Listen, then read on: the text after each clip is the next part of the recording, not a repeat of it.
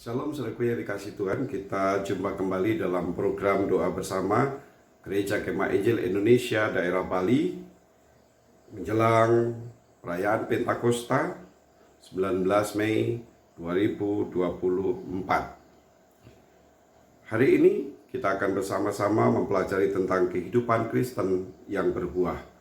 Tapi sebelumnya mari kita berdoa. Bapa di surga, kami bersyukur karena kami boleh bersama kembali dalam doa bersama umat-Mu, dalam persekutuan yang indah di dalam Engkau. Dan itu yang menjadi keinginan-Mu, supaya kami membangun kehidupan persekutuan kami di dalam doa bersama.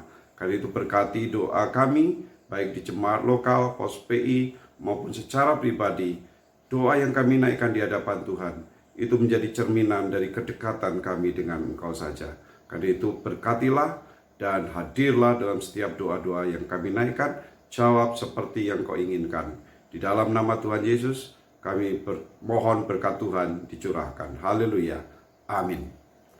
Saudaraku yang dikasih Tuhan, berbicara tentang kehidupan Kristen yang berbuah. Maka pertanyaan pertama yang harus kita ajukan, mengapa kita harus berbuah? Saudaraku, ketika Tuhan Yesus mengatakan dalam Matius 7 ayat 20 maupun Lukas 6 ayat 44, jelas sekali di situ dikatakan bahwa pohon dikenal dari buahnya. Itu artinya bahwa kekristenan itu dikenal dari buah yang dihasilkan. Kekristenan kita, kehidupan kita sebagai orang percaya itu dikenal dari buah yang dihasilkan. Yang membedakan kita dari orang yang hidup dan dikuasai oleh dunia ini, orang yang belum mengenal Allah. Karena itu saudaraku yang dikasih Tuhan, cerminkan buah itu dalam kehidupan yang nyata, mulai karakter yang serupa dengan Kristus. Itulah kekuatan Kristen. Sehingga buah itu benar-benar menjadi seperti yang diinginkan Kristus. Buah yang dihasilkan itu juga harus menyenangkan pemiliknya, menyenangkan hati Bapa. Di dalam Yohanes 15 ayat yang ke-8 dikatakan bahwa dalam hal inilah Bapakku dipermuliakan, yaitu jika kamu berbuah banyak dan dengan demikian kamu adalah murid-muridku. Jadi saudaraku yang dikasih Tuhan, jelas sekali dikatakan di sini bahwa bukan hanya pohon dikenal dari buahnya, kekristenan dikenal dari perilakunya yang serupa dengan Kristus, tetapi buah itu juga harus menyenangkan pemiliknya. Karakter kita, kehidupan kita, buah yang kita hasilkan melalui kehidupan ini harus menyenangkan pemiliknya, menyenangkan Bapa.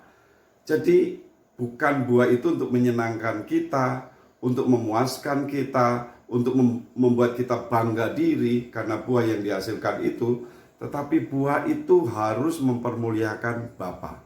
Sasarannya adalah Bapa dipermuliakan dalam seluruh buah yang kita hasilkan melalui kehidupan ini. Saudaraku yang dikasih Tuhan, ada pertanyaan bagaimana caranya kita bisa berbuah yang banyak yang mempermuliakan Bapa. Satu syarat yang Tuhan katakan adalah dalam Yohanes pasal 15, tinggal di dalam aku. Kamu tidak bisa berbuah kalau tinggal di dalam aku. Itu kata Tuhan Yesus. Jadi tinggal di dalam Kristus itu menjadi poin penting di dalam kekristenan. Kalau Kristus tinggal di dalam kita, ada di dalam hidup kita, maka kemenangan itu ada di pihak kita. Jika Kristus tinggal di dalam kita, maka dialah yang menyelamatkan kita. Kalau jika Kristus di dalam kita, maka dialah yang menguduskan kita. Jika Kristus di dalam kita, maka dialah yang menyembuhkan kita. Jadi pokok penting inilah yang diajarkan oleh Albert Benjamin Simpson, pendiri gereja kita, bahwa di dalam Kristus kita bisa melakukan banyak hal. Kristus yang di dalam kita akan mengerjakan pekerjaannya yang luar biasa untuk kita bisa menghasilkan buah yang diinginkan Tuhan, yang diinginkan oleh Kristus sendiri, sehingga keserupaan dengan Kristus itu benar-benar nampak, nyata, dan benar-benar dapat dirasakan oleh semua orang. Bahkan kita sendiri pun akan merasakan damai sejahtera yang datang daripada Allah sendiri. Saudaraku yang dikasihi Tuhan, seperti apa buah yang harus dihasilkan itu?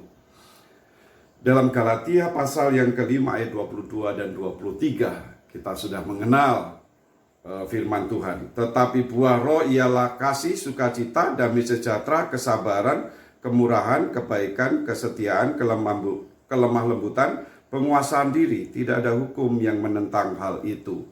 Firman Tuhan pada bagian ini mengatakan bahwa buah itu dihasilkan oleh roh yang diam di dalam kita.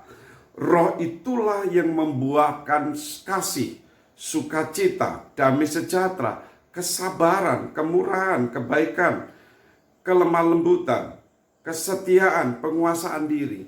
Itu dihasilkan oleh roh yang tinggal di dalam kita, yakni roh Kristus sendiri. Roh yang tinggal di dalam kita itu menghasilkan sebuah transformasi spiritual. Spiritualitas yang kemudian membawa dampak, yang membawa keberkahan, membawa berkat bagi banyak orang. Karakter itu bisa dinikmati. Ada 1 buah dengan 9 rasa. Dan 9 rasa itu adalah karakter yang memuliakan Bapa. Itulah karakter Kristus. Jadi buahnya itu adalah keserupaan dengan Kristus. Serupa dengan Kristus. Karena Kristus di dalam kita, kita di dalam Dia, maka Kristus dengan Roh Kudus yang diam dalam diri kita, itulah yang kemudian menolong kita untuk kemudian menghasilkan buah. Intinya adalah bahwa kehidupan Kristen yang berbuah adalah kehidupan Kristen yang hidup di dalam Kristus dan Kristus hidup di dalam Dia, sehingga karakter Kristus nampak di dalam Dia. Itulah buah roh. Itulah hasil dari roh yang tinggal di dalam kita, memancar keluar melalui apa yang dikatakan dalam Galatia 5 ayat 22 dan 23 tadi. Saudaraku yang dikasihi Tuhan, mari buat kehidupan Kristen kita berbuah dengan cara membiarkan Kristus bekerja penuh di dalam diri kita. Tuhan Yesus memberkati. Mari kita berdoa. Bapa di surga, terima kasih di hari pertama ini Tuhan akan memberkati kami dalam doa-doa yang kami naikkan bagi bangsa dan negara kami, bagi presiden, wakil presiden yang sudah terpilih, legislatif yang sudah terpilih, dan menjelang pemilihan pilkada yang lainnya.